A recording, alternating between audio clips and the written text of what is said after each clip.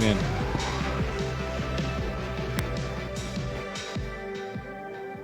Graças a Deus. Meus amados irmãos, nós estamos aqui em mais um culto de louvor e adoração a Deus. Nós estamos na segunda mensagem da série sobre igreja. Nós estamos aprendendo o que a palavra de Deus tem a nos ensinar sobre o que é ser igreja, o conceito de igreja, as implicações do que é ser igreja. E domingo passado nós falamos de uma maneira resumida, do início da Bíblia até o final, sobre o desenvolvimento, sobre o que é ser templo do Espírito Santo de Deus. E nesta manhã nós vamos falar sobre o sacerdócio universal de todos os crentes. O sacerdócio universal de todos os crentes. Nós iremos ler a passagem que se encontra na primeira carta de Pedro, capítulo 2, iremos ler os versículos 5 e 9. 1 de Pedro 2, versículos 5 e 9, você pode acompanhar com a sua folha, e diz assim a palavra do Senhor. Vocês também estão sendo utilizados como pedras vivas na edificação de uma casa espiritual para serem sacerdócio santo, oferecendo sacrifícios espirituais aceitáveis a Deus por meio de Jesus Cristo. Vocês, porém, são geração eleita, sacerdócio real, nação santa, povo exclusivo de Deus, para anunciar as grandezas daquele que os chamou das trevas para a sua maravilhosa luz. Vocês, porém, são geração eleita, sacerdócio real, nação santa, povo exclusivo de Deus. Pai maravilhoso, Deus celestial, pedimos, ó Deus, que o Senhor continue a falar conosco, que o Senhor, ó Pai, nos use para a transmissão da Tua maravilhosa palavra. Deus maravilhoso, queremos ser alimentados e queremos sair daqui, ó Pai, cheios da Tua palavra, para que possamos, ó Deus, no nosso dia a dia, no nosso cotidiano, ó Pai, colocar em prática tudo quanto temos aprendido para o Teu louvor, para a Tua honra, é o que nós te pedimos e desde já, ó Pai, confiamos em nome de Jesus. Amém. Graças a Deus. O sacerdócio universal de todos os crentes. Esse é o tema que nos cabe nesta manhã de domingo. Assim como vimos domingo passado sobre o desenvolvimento do templo, como o templo foi apresentado do início ao fim da Bíblia, agora nós iremos meditar sobre o desenvolvimento do sacerdócio na Bíblia. A Bíblia fala que o povo de Israel, assim que o povo de Israel saiu do cativeiro do Egito, eles começaram a caminhar pelo deserto em direção à terra prometida. E a Bíblia fala que em direção à terra prometida, o povo naquele caminho, naquele trajeto, o povo começa a se esquecer de Deus. O povo começa a esquecer das promessas de Deus. E em uma dessas situações, quando Moisés ele estava falando com Deus, o povo pediu para que Arão viesse a fazer um bezerro de ouro para eles adorarem. E Arão, o irmão de Moisés, concordou com a ideia e eles foram fazer isso. E a Bíblia diz que Deus se desagradou muitíssimo dessa postura do povo de Israel, que agora se esquecia do seu Deus, que tirou, que libertou o povo com mão forte, que abriu o mar vermelho, que fez grandes sinais e maravilhas. E o povo agora queria se voltar para outro Deus. Em um determinado momento, quando Moisés desce e vê o povo se rebelando contra Deus, a Bíblia diz então que eles estão nas suas tendas, e Moisés ele aparece na frente da sua tenda e ele diz o seguinte: quem está do lado de Deus? Quem aqui continua servindo a Deus? E a Bíblia diz que naquele momento as tribos estavam ali reunidas Mas foi somente a tribo de Levi que naquele momento mostrou a sua fidelidade e disse: nós estamos do lado de Deus. E naquele momento, então, Deus separa, portanto, a tribo de Levi para ser uma tribo especial dentre todas as suas tribos. E é da tribo de Levi que vai sair os sacerdotes. Não apenas isso. Eu quero que você acompanhe comigo Êxodo 19, dos versículos 3 ao 6, o que Deus disse ao seu povo. Então Moisés subiu ao monte para apresentar-se diante de Deus.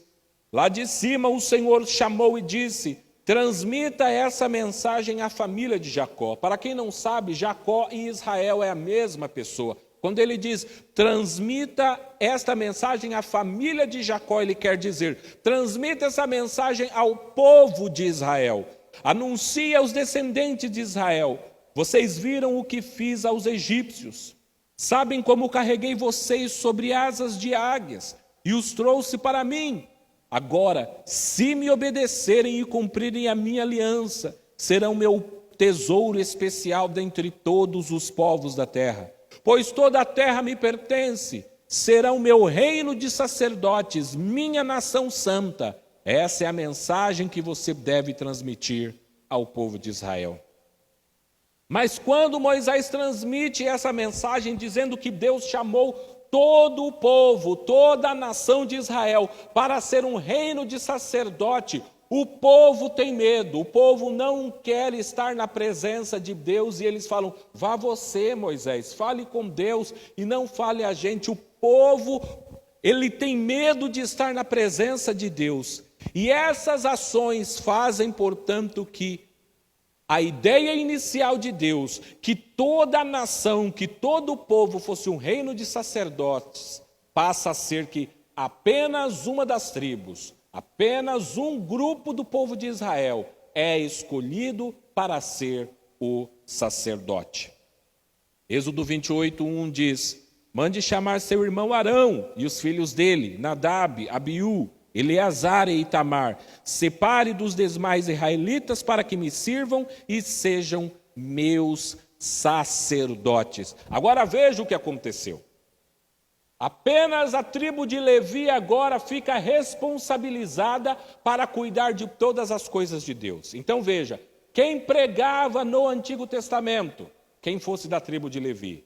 Quem ensinava no Antigo Testamento, quem fosse da tribo de Levi. Quem tocava no templo ou em algum lugar, quem fosse da tribo de Levi. Quem cantava para Deus, quem fosse da tribo de Levi. Quem podia se tornar sumo sacerdote? Somente quem fosse da tribo de Levi. Quem limpava o templo da casa de Deus? Somente quem fosse da tribo de Levi. As coisas de Deus estavam reunidas apenas nessa tribo de Levi. E da tribo de Levi, uma família de dentro dessa tribo, a família de Arão, foi escolhida para ser a de sacerdotes e de sumos sacerdotes. Então veja, o povo com 12 tribos, dessas 12 tribos, apenas uma tribo cuidava das coisas de Deus. E dentro dessa tribo, apenas uma família tinha o poder de se tornar sacerdote. De toda a nação, apenas uma tribo. De dentro dessa tribo, apenas uma família. De dentro dessa família, apenas os homens. E dentro desses homens, somente aqueles que fossem o primogênitos, que nasceram de novo. Vejam que o funil fica cada vez menor. Quem poderia, portanto, chegar na presença de Deus no Santo dos Santos, no lugar santíssimo? Somente quem fosse levita. Somente quem fosse da tribo de Levi, que fosse da família de Arão, que fosse descendente de Arão, que fosse homem e que fosse o primogênito. Veja, e quando que esse sumo sacerdote poderia entrar no Santo dos Santos? Apenas uma única vez no ano, no dia do perdão, na data que nós conhecemos hoje como o dia do Yom Kippur. Esse é o sacerdote. O sacerdote era, portanto, a pessoa cuja responsabilidade estava em ligar, em colocar as pessoas em contato com Deus. Quando uma pessoa não sabia o que ela deveria fazer e ela queria orientação de Deus, ela não falava com Deus. Ela teria que ir até o sumo sacerdote, o sacerdote perguntar: o que eu devo fazer? Quando aquelas pessoas tinham um problema espiritual ou físico ou relativo à doença, elas não sabiam o que fazer, elas iam até o sumo sacerdote ou aos sacerdotes, e os sacerdotes iriam orientar toda e qualquer questão relativa a Deus. As pessoas precisavam ir até os sacerdotes. Veja, o povo de Deus não vai direto a Deus. O povo precisa de um intermediário, e esse intermediário, esses mediadores, eram os sacerdotes e o sumo sacerdote. Ninguém fala com Deus, ninguém vê Deus, ninguém tem acesso a Deus, senão aquela pequena classe dos sacerdotes apenas. Os sacerdotes, talvez esse termo, talvez você que tenha visto filmes ou tem amigos judeus conheça. A palavra sacerdotes é a palavra Cohen. Às vezes você vê muitos judeus com o nome Cohen. Cohen significa sacerdote. E o sumo sacerdote é o Cohen Gadol. Aqui Deus coloca então essas estipulações de quem deveria ser o sumo sacerdote. Mas não apenas isso. Às vezes, o sumo sacerdote, ele poderia ser da tribo de Levi, da família de Arão, ele poderia ser descendente de Arão e poderia ser o primogênito, e ainda assim ele poderia não ser escolhido. Por quê? Porque além de tudo existiam regras. Se aquela pessoa fosse cega, se aquela pessoa fosse manca, se aquela pessoa fosse coxa, se aquela pessoa tivesse qualquer problema físico, ela também não poderia entrar no Santo dos Santos. Não que Deus faça acepção de pessoas e Ele não gosta de pessoas que tenham problemas físicos, mas isso era uma sombra, era uma ideia do que estava por se desenvolver para dizer que a pessoa que precisa apresentar um sacrifício para Deus precisa ser perfeita. Aquilo era para mostrar que o sumo sacerdote precisava de perfeição, ele não poderia ter defeitos físicos. É por isso que na cruz, por exemplo, quando Jesus estava na cruz, as pessoas costumavam, para tirar as pessoas da cruz mais rápido, quebrar a perna daquelas pessoas que estivessem na cruz, e aquilo apressaria a morte, já que a morte de cruz é uma morte lenta, é uma morte dura, é uma morte difícil. Mas quando foi com Jesus, Deus não permitiu. Por quê? Porque ele, como sumo sacerdote, não poderia ter nenhum membro do seu corpo quebrado, pois a lei dizia que o sumo sacerdote precisava ter um corpo perfeito. Então veja, o sumo sacerdote precisava representar aquilo que Jesus é, perfeito e sem nenhum problema, sem nenhuma mácula, sem nenhum defeito. Mas esse não era o propósito de Deus. O propósito de Deus sempre foi de que todas as pessoas, todo o povo fossem sacerdotes. Por isso nós podemos ler ainda no livro do profeta Isaías, capítulo 61, versículo 6, que diz: vocês serão chamados de sacerdotes do Senhor, ministro de nosso Deus. Deus estava fazendo uma profecia utilizando o profeta Isaías para dizer: vocês serão chamados sacerdotes do Senhor, ministro de nosso Deus. E em Salmo 110, 4 está escrito assim: o Senhor jurou e não voltarás atrás. Você é sacerdote para sempre, segundo a ordem de Melquisedeque, fazendo uma referência a Jesus. Como que o sacerdócio ele foi apresentado, desenvolvido durante a história da igreja?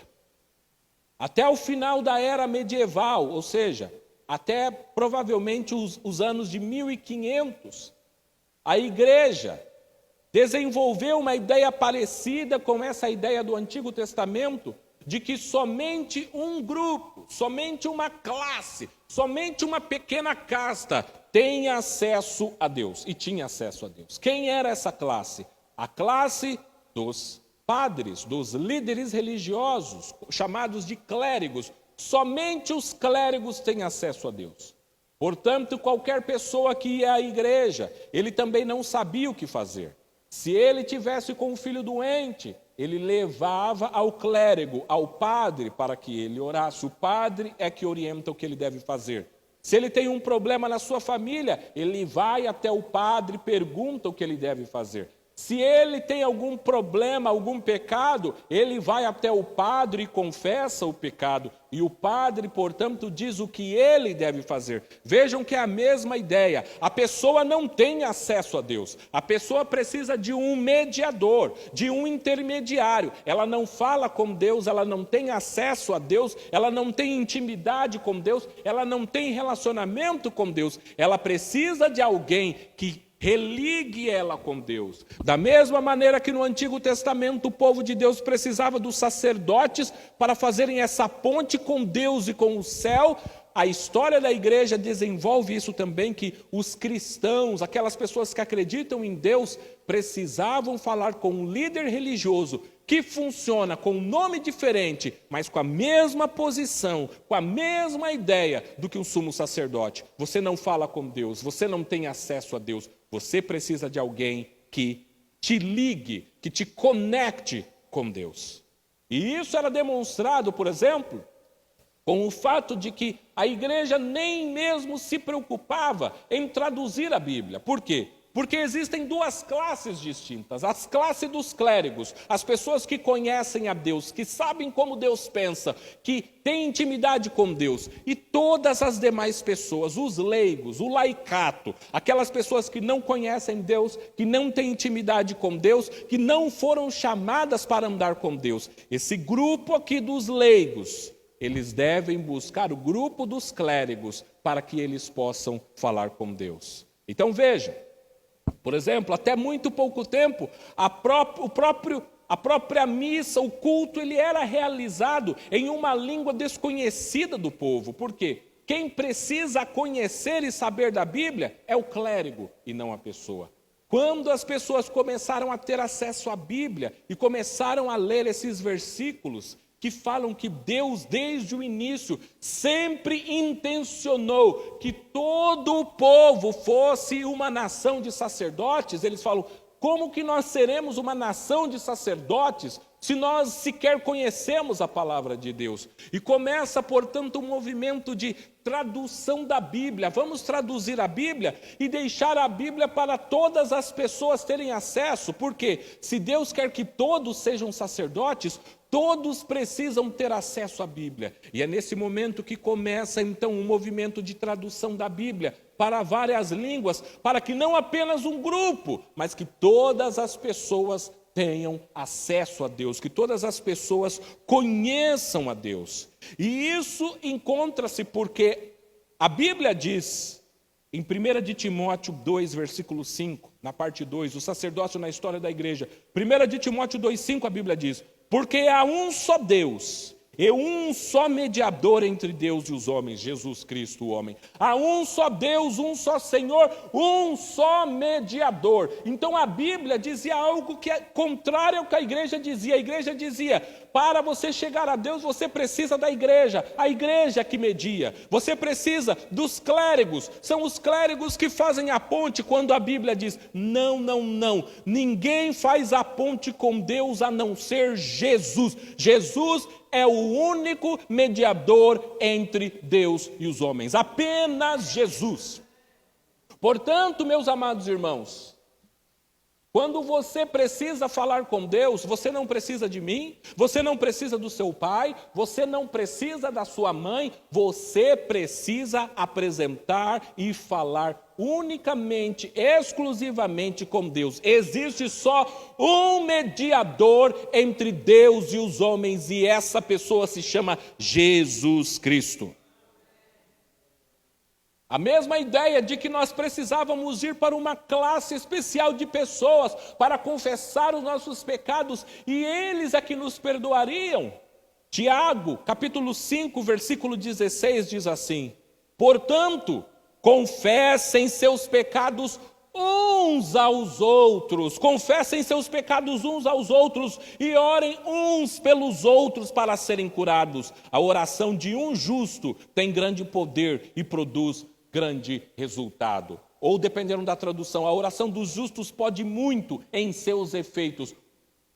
Confessem seus pecados uns aos outros e orem uns aos outros. Aqui não está dizendo, somente se você for pastor, você deve orar pelos outros. Somente se você for um líder religioso, você deve ouvir a confissão de pecados. A Bíblia diz, confessem uns aos outros e orem uns pelos outros. Por quê? Porque Deus estava ensinando através de Jesus. Eu chamei todos vocês que creem em mim para serem sacerdotes. O que isso implica para mim e para você na prática agora? O sacerdócio na atualidade. A Bíblia fala, a Bíblia descreve que quando nós estamos em Cristo, isso é chamado de união em Cristo. Nós vimos domingo passado como nós somos o templo, porque Jesus é o templo. E uma vez que nós estamos unidos em Cristo, nós somos o templo. Da mesma maneira, nós quando estamos unidos em Jesus, nós passamos a ser sacerdotes. Se somos o templo, meus amados irmãos, onde quer que nós formos, nós trazemos a presença de Deus. Quais são as implicações para isso? Tem pessoas que dizem o seguinte, ei, não fale aquela palavra feia não, porque nós estamos na igreja. Aqui é lugar santo, e é de fato. Mas quando você sai daqui, você continua sendo santo porque você é templo. Lembra disso? Então o que implica? Não existe essa dualidade, essa separação que as pessoas falam. Hoje é domingo, hoje é o dia que nós vamos louvar ao Senhor, dia especial. E segunda-feira, se você é templo, continua sendo o dia de louvar ao Senhor. E na terça-feira, se você é templo, continua sendo o dia de louvar ao Senhor. E na quarta-feira, se você é templo, continua sendo o dia de louvar ao Senhor. Todo dia é dia de louvor para quem é templo de Deus. Eu preciso cuidar do meu vocabulário porque eu estou perto das crianças, porque eu estou na igreja. Não, se você é templo, você precisa cuidar do seu vocabulário todos os dias e todos os momentos, porque você é templo. E não apenas templo, você é um sacerdote, ou você é uma sacerdotisa. Se nós somos templos e sacerdotes, nós trazemos conosco, onde quer que nós estejamos, a presença e a manifestação de Deus. Então veja, você fala, Wellington, mas com que direito que eu agora posso ser chamado de sacerdote? Primeiro, da mesma maneira que os sacerdotes precisavam vir da tribo de Levi e da família de Arão, precisavam ter uma família de descendência, você fala, e da onde que eu legitimizo isso? Porque eu não sou judeu, eu não tenho um relacionamento nenhum com aquele povo, como que eu agora me tornei sacerdote? Certa vez, algumas pessoas chegaram até Jesus e perguntaram a Jesus, sua mãe e seus irmãos estão aí e eles querem falar com você. Veja o que Jesus respondeu, acompanhe na sua folha, Mateus 12, dos versículos 48 a 50. Quem é minha mãe? E quem são meus irmãos? Perguntou ele, ou seja, perguntou Jesus. E estendendo a mão para os discípulos, disse, aqui estão minha mãe e meus irmãos, pois quem faz a vontade de meu Pai que está nos céus, este é meu irmão, minha irmã e minha mãe. Jesus estava falando, a partir do momento que você deposita sua fé em mim, a partir do momento que você confia em mim, a partir do momento que você me ama, você agora faz parte da minha família. Nós somos irmãos de Jesus Cristo. E como irmãos, Ele é sumo sacerdote para sempre. Nós herdamos através de Jesus a linhagem sacerdotal, porque Jesus é sacerdote, eu e você também somos sacerdotes. Certo dia eu estava no trabalho, e uma pessoa que estava trabalhando comigo no trabalho, ele sabe que eu sou cristão, e ele chegou para mim e ele disse o seguinte, Wellington, eu ouvi uma piada no rádio, um comentário que eu achei interessante, eu lembrei de você, e eu vou aqui compartilhar com você. Ele olhou e disse assim, se todas as pessoas, se todos os homens e as mulheres são filhos de Deus, o que há de tão especial em Jesus Cristo? Porque se Jesus é filho de Deus e eu e você também somos filhos de Deus, por que é que vocês falam tanto sobre Jesus Cristo? E eu naturalmente entendi o que ele estava querendo dizer, e eu falei para ele, mas aí que está o engano. Uma premissa da sua frase está errada. Nós não somos todos filhos de Deus. Às vezes costumamos ouvir até mesmo cristãos bem intencionados, mas que dizem, nós somos todos filhos de Deus. Não somos. João 1,12 diz aí, acompanhe comigo. Isso aqui vai mostrar, não somos todos filhos de Deus. João 1,12 diz, mas a todos quantos o receberam, deu-lhes o poder de serem feitos filhos de Deus, aos que creem no seu nome.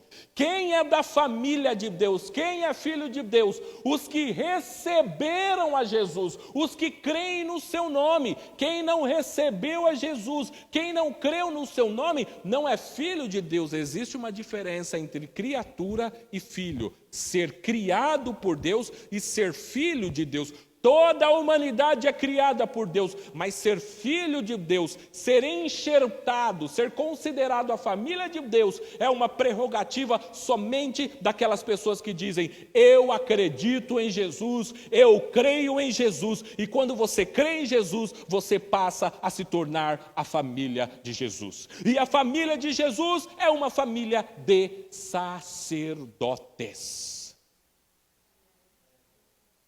E aqui eu quero dizer, essa mensagem ela é didática para que a gente possa mudar os nossos conceitos sobre muitas coisas. Por quê? Porque a mesma ideia que as pessoas tinham no Antigo Testamento, eu não falo com Deus, eu preciso de alguém para ter acesso a Deus. A mesma ideia que ficou por mais de 1.500 anos na igreja, que eu também não falo com Deus, eu preciso falar com um clérigo para que ele me leve a Deus. Isso hoje ainda às vezes permanece em nosso meio. Às vezes eu pergunto, se eu te chamar para você vir à frente e falar de Deus, você vem? Ah, não, eu tenho vergonha. E se você tiver que cantar um hino? Ah, não, eu não fui chamado para isso. E se você tiver que vir no grupo de discipulado e ensinar alguém? Ah, não, eu não tenho essa habilidade, eu não sei falar. E se você tiver que orar por alguém? Ah, eu não sei orar, não, eu fico todo perdido. Começa uma desculpa após outra desculpa para dizer que aquela pessoa não foi chamada para fazer as coisas de Deus. Ela fala assim, está vendo aquele homem lá na frente, lá com o microfone? Ele foi chamado para fazer essas coisas, eu não. Eu vim aqui para eu sentar nessa cadeira confortável, gostosa, e eu sento e eu escuto, eu não faço nada, eu recebo. E essa postura de cristão espectador está errada diante da Bíblia. Nós não fomos chamados aqui para que uma pessoa fale e todas as outras recebam. Nós não fomos chamados aqui para que uma pessoa cante e todas as outras pessoas assistam.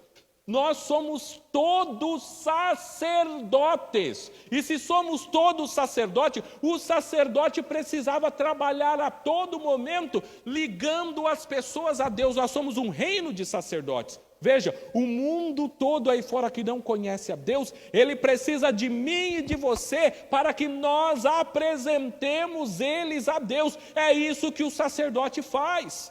Portanto, foi por isso que Jesus, antes de subir aos céus, antes de ascender aos céus, ele disse, portanto, ide por todo o mundo e fazei discípulos de todas as nações, batizando-as em nome do Pai, do Filho e do Espírito Santo, e que quem crer e for batizado será salvo, mas quem não crer será condenado. Ele disse, ide para todos. Ele disse, ide para mim, ele disse, ide para você. Veja, eu e você devemos ir. Depois ele disse, fazei discípulos. Quem? Wellington? Não, toda a nação de sacerdote. Você também foi chamado para fazer discípulos. Aonde estão os nossos discípulos? Os sacerdotes precisam de discípulos. Da mesma maneira que Jesus tinha os seus 12 e ensinou, aqueles 12 foram pegando mais e foram criando. Ele disse, o mesmo deve acontecer entre eu e você. Todos nós precisamos discipular, todos nós fomos chamados para ensinar. Como assim? Eu fui chamado para ensinar. Existe aquela ideia de que somente vai ensinar aquele grupo seleto, os pastores, os evangelistas, os líderes e os outros. Não, eu não fui chamado para isso. Eu não tenho essa função. E aí o que você faz quando você pensa que você não foi chamado para isso? Você volta a fazer exatamente o que o povo de Deus fez errado. Deus falou, eu quero que vocês sejam uma nação de sacerdotes. O povo falou, não, fale você, Moisés, com ele. E o que Deus está falando hoje? Deus, Ele quer te usar, Ele quer que você seja usado por Ele. E você só não vai ser usado se você responder igual ao povo e dizer, não, Senhor, eu quero que o Senhor use aquela pessoa, eu quero que o Senhor use outro, mas não a mim. Essa doutrina esquecida, que foi recuperada pelos reformadores, diz, todos os cristãos são sacerdotes. Ai, mas isso quer dizer agora, Wellington, que eu tenho que pegar um microfone e pregar? Não, pregação não é só apenas o microfone. Nós estudamos, por exemplo, o livro de Filipenses, nós vemos como Paulo, por exemplo, nós estudamos vários livros e vemos como Paulo sentou à beira de um rio e ele começou a conversar com mulheres e a partir daquele momento que ele apresentou Jesus em uma conversa, não precisou de microfone, não precisou gritos, ele precisou de uma conversa e ele começou a pregar. Falar de Jesus existem várias maneiras. Essa pregação que nós vemos na igreja é o que nós chamamos de pregação formal. Nem todos foram chamados para isso, mas todos foram chamados para pregar de alguma maneira. Veja, eu não tenho acesso a todos os seus parentes, mas vocês têm. Eu não tenho acesso aos seus vizinhos, mas vocês têm. Não é minha responsabilidade falar de Jesus para eles, mas é sua. Da mesma maneira que vocês não conhecem todos os meus parentes, e a responsabilidade é minha. Veja, a responsabilidade de cada um dos sacerdotes. Vocês foram chamados. Deus, Ele está dando uma bênção. Ele está dando algo que muitas pessoas gostariam de ter. E nós, por falta de conhecimento, maturidade ou entendimento, estamos abrindo mão. Eu não fui chamado para isso. Ou fazemos como Moisés, eu não sei falar, não sou bom com isso. Veja, meus amados irmãos, a Bíblia diz que Deus vai nos usar. Quando você fala, eu não sei falar, eu não estou preparado, sabe o que você está dizendo na verdade? Sabe o que nós estamos dizendo? Eu não confio no poder de Deus. Eu acho que Deus só vai me usar se eu falar bem. Eu acho que Deus só vai me usar se eu souber conjugar bem os verbos. Eu acho que só... Veja, você limita Deus. Deus só vai usar... Você não pensa que Deus é poderoso e que Ele vai fazer algo através da sua vida. E Ele quer fazer algo poderoso através da sua vida. O poder não é seu, o poder não é nosso, mas o poder vem de Deus. Pela fé, portanto, é pela fé que a obra de Deus é feita. Então você fala, Deus, se o Senhor me chamou, eu não sei como, mas eis-me aqui, usa-me a mim, eu quero ser um sacerdote. Eu preciso ser um sacerdote porque o Senhor me chamou para ser um sacerdote. O sacerdote, ele precisava avaliar se a doutrina era correta, se o ensino estava certo ou não. E você fala, essa também não é minha responsabilidade. É sim, é sim. A Bíblia diz que todos nós precisamos fazer isso. Por exemplo, 1 de Pedro 3,15, acompanhe aí na sua folha. Antes, santifiquem a Cristo como Senhor no coração. Estejam sempre preparados para responder a qualquer um que lhes pedir a razão da esperança que há em vós. Estejam sempre preparados para responder a qualquer que lhes pedir a razão da esperança que há em vós. Nós costumamos fazer assim, eu vi uma pergunta muito difícil, eu vou chamar o meu professor da universidade e vou falar com ele. Ou vou falar com o pastor. Sim, os pastores têm essa função, mas veja, nós estamos cada vez mais relegando ao outro. Você que deve estudar, você que deve ficar lá na sua casa lendo a Bíblia. Eu não. Aí quando eu tenho uma dúvida, eu chego para você e você me apresenta a resposta. Porque você é o sacerdote, eu não. Agora, se você entende que você é o sacerdote, você precisa saber a resposta. Porque você é o sacerdote, aonde você for é templo. Aonde você for é sacerdote. Você que tem que estar preparado para apresentar a Deus. Esse é o chamado de Deus para todas as pessoas. Às vezes, experimentamos todo o crescimento, todo o potencial que uma igreja, uma congregação, um grupo tem para com Deus. Por quê? Porque nós colocamos a responsabilidade, o peso, o fardo somente em cima de algumas pessoas. A responsabilidade é sua, não minha. Você é o sacerdote, você faz. Eu sento e olho para ver se vai dar certo. E se der errado, eu aponto o dedo e falo, está vendo? Deu errado. Não, são todos sacerdotes, você é templo, você é presença de Deus e você precisa estar na batalha junto. Nós precisamos estar na batalha juntos. Veja o que a Bíblia diz em Atos 17:11. Os bereanos aqui faz uma referência às pessoas que estavam na cidade de Bereia.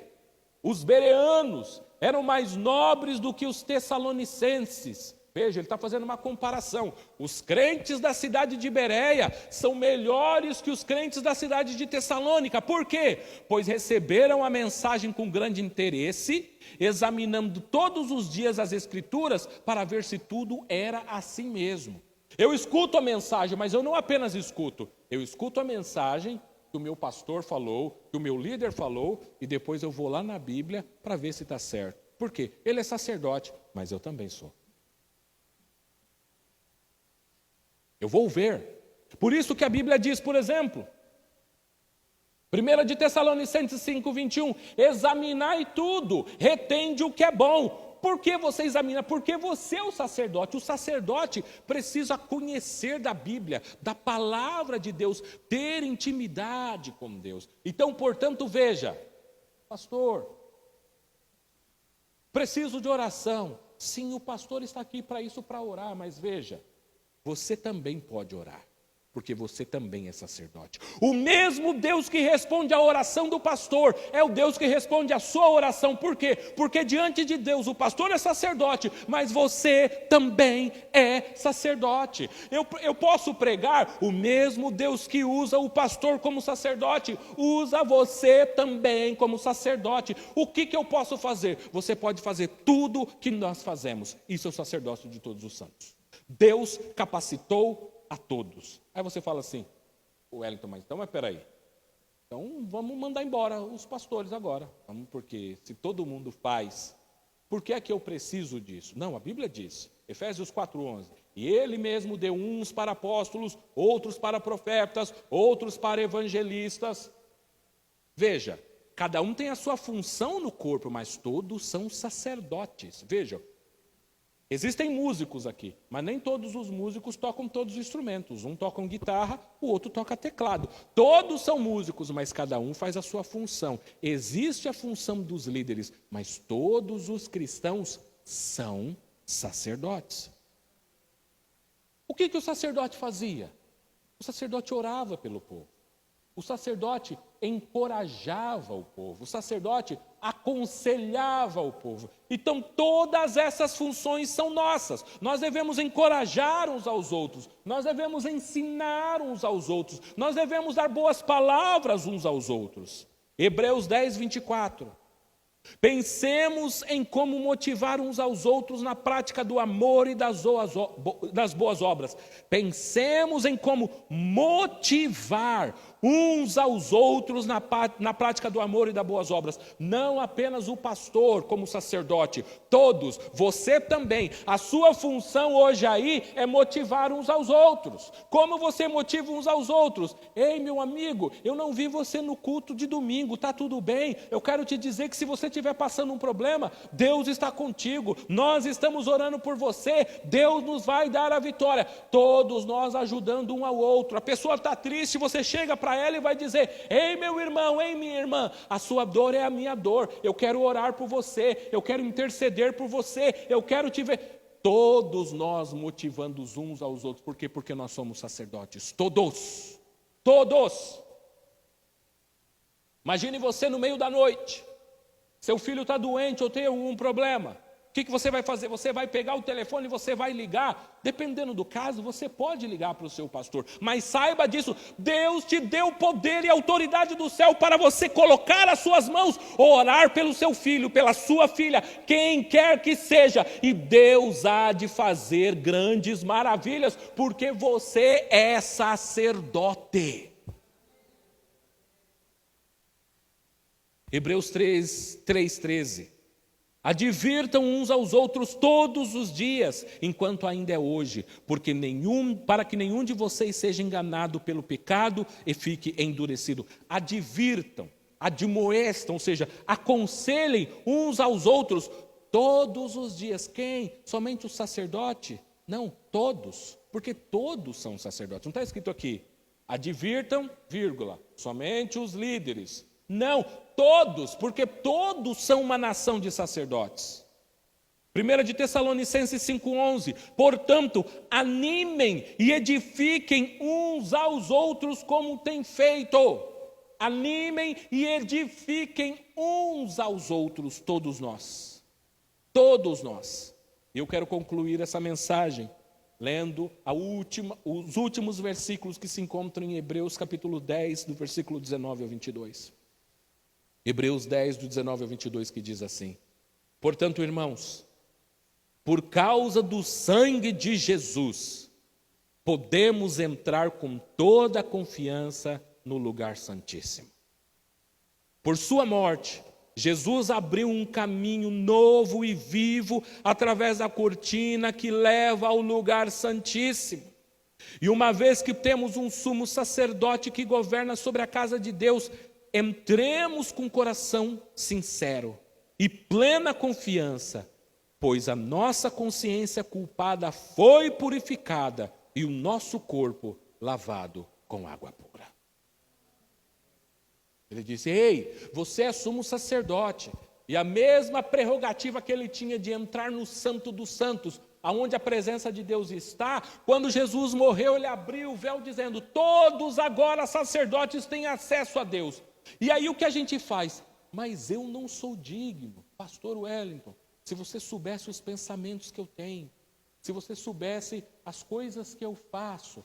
Veja, a Bíblia fala: filhinhos, não pequeis, mas se pequeis, nós temos um advogado diante de Deus, que Ele está intercedendo por nós. Ele está intercedendo por nós, e a Bíblia diz: o sangue de Cristo nos purifica de todo o pecado. Jesus pagou o preço. Eu não sou bom, eu tenho pecado. Jesus pagou pelo seu pecado. As pessoas vão me acusar dizendo que eu não tenho como fazer isso.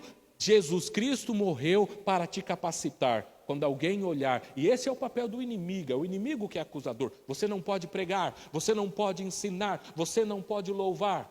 Isso está repreendido em nome de Jesus, porque nenhuma condenação há para aqueles que estão em Cristo Jesus.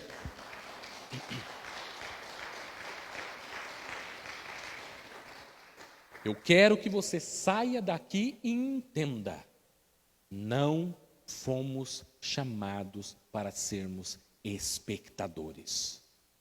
Estudamos por quase 3 meses a carta inteira de Tiago, e Tiago disse algo parecido quando ele disse: não sejamos apenas ouvintes, mas praticantes.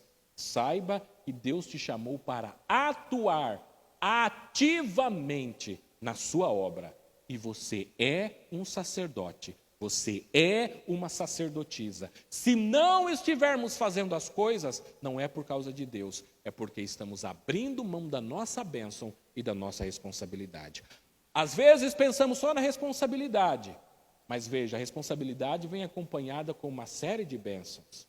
Sim, você tem responsabilidades, mas você tem acesso a Deus, a presença de Deus, a glória de Deus. Quer algo mais maravilhoso do que isso? Fala assim: eu falo com Deus, eu ando com Deus, eu sou amigo de Deus, eu tenho intimidade com Deus. Foi para isso que Deus te chamou. E essa mensagem é para te dizer: é isso o que Deus quer para cada um de vocês que está aqui nessa manhã. Pai maravilhoso, Deus celestial, rogamos agora, Pai, e pedimos para que o Senhor, através do Teu Espírito Santo, retire de nós, ó Pai, a covardia, que o Senhor retire de nós a timidez, que o Senhor retire de nós, ó Pai, os pecados que estamos cometendo, que o Senhor nos purifique, que o Senhor continue a nos lavar, ó Deus, para que nós possamos exercer a função e a posição para a qual nós fomos chamados. Deus, que o Teu povo, que eu possa entender isso, que a Tua igreja hoje aqui possa entender isso, que as pessoas que ouvirem essa mensagem na internet possam entender isso, que o Senhor nos chamou para sermos sumo sacerdotes. Nós somos sacerdotes, pessoas que temos acesso a Deus, e é isso que nós vamos fazer, ligar as pessoas a Deus. Pai maravilhoso, ó Pai, que essa palavra fique em nossos corações, que o Teu Espírito Santo faça nos lembrar dessa palavra, ó Pai, que o Teu Espírito Santo nos incomode, ó Deus, sim, que o Teu Espírito Santo nos incomode para que nós venhamos a fazer a Tua vontade, ó Pai, pois o Senhor quer uma nação inteira de sacerdotes. Tudo isso nós Te pedimos e agradecemos, em nome de Jesus. Amém.